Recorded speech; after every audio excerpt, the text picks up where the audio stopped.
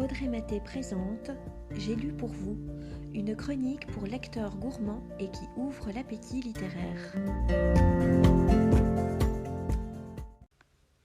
Aujourd'hui, j'ai lu pour vous Perfect City de Elena Dugan. Il existe un adage qui dit « Il n'y a pas plus aveugle que celui qui ne veut pas voir ». Eh bien, l'aveuglement, c'est un véritable problème à Perfect City. Violette Brown est une petite fille qui en sait quelque chose. Elle ne voulait pas déménager. Peu importe que le travail proposé à son père soit exceptionnel, et peu importe les paroles rassurantes de sa mère. Dès qu'elle a mis les pieds à Perfect City, elle a su que quelque chose clochait. Oui, c'est vrai, tout est parfait selon les adultes. Aucun détritus sur le sol, aucun graffiti sur les murs, des balcons joliment fleuris, des habitants agréables et sympathiques, mais ce n'est pas normal. D'ailleurs, Perfect City est loin d'être parfaite. Tous les habitants sont aveugles, littéralement. Ils sont obligés de porter ces stupides lunettes roses pour y voir quelque chose. C'est pour cela que son père a été recruté. En tant qu'éminent spécialiste des yeux, il doit trouver une solution pour redonner la vue aux habitants. Violette n'est pas du tout à son aise. Son père disparaît mystérieusement. Sa mère se transforme en une inconnue bizarre qui se trouve une passion dans la pâtisserie alors qu'elle détesta cuisiner. Personne ne veut l'écouter. Et puis, à l'école, c'est l'enfer. Des tas de règles absurdes et des enfants bien trop sages pour être vrais. Et puis il y a les frères acteurs qui dirigent la ville et que tout le monde adore. Violette ne peut pas les supporter. Ils lui font froid dans le dos. Heureusement, Violette peut compter sur Kid, un garçon de son âge qui devient son ami. Ensemble, ils sont bien résolus à percer les secrets de Perfect City. Attention, ici, Les murs ont des yeux est le premier tome de la série Perfect City de Elena Dugan. Il s'agit du premier roman de l'auteure, originaire du sud de l'Irlande. Elle s'est d'ailleurs inspirée de Kilkenny, sa ville natale, pour créer Perfect City.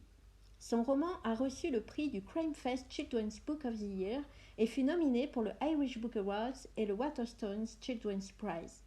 Pardonnez mon accent Frenchy. Alors, pourquoi lire ce livre et à qui je le conseillerais ? Le premier tome de Perfect City m'a littéralement conquise. Oui, c'est de la littérature de jeunesse. Mais qui a dit que cela ne concernait que des enfants ? C'est tellement agréable de se mettre dans la peau d'une petite fille de temps en temps.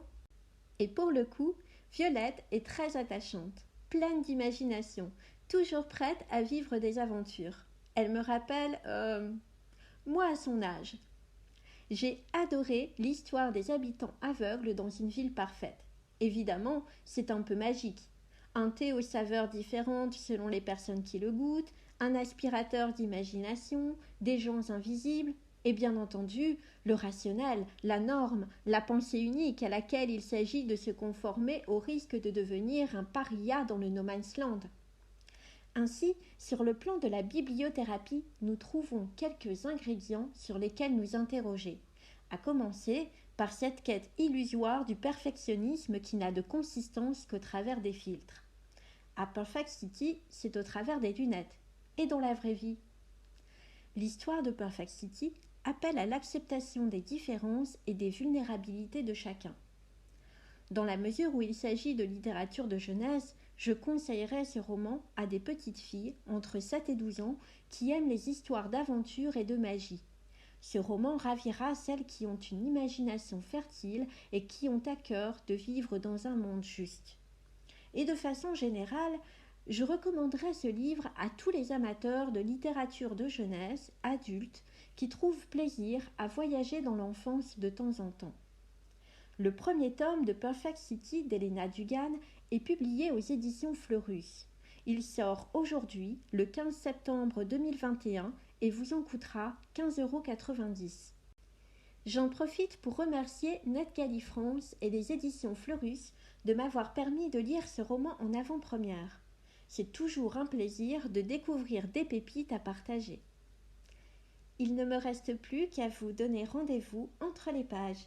Si l'invitation vous convient, placez cette chronique dans vos favoris, partagez et commentez.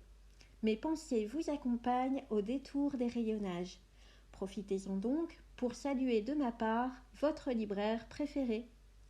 Je vous souhaite bonne lecture et vous dis à très vite pour de nouvelles découvertes littéraires.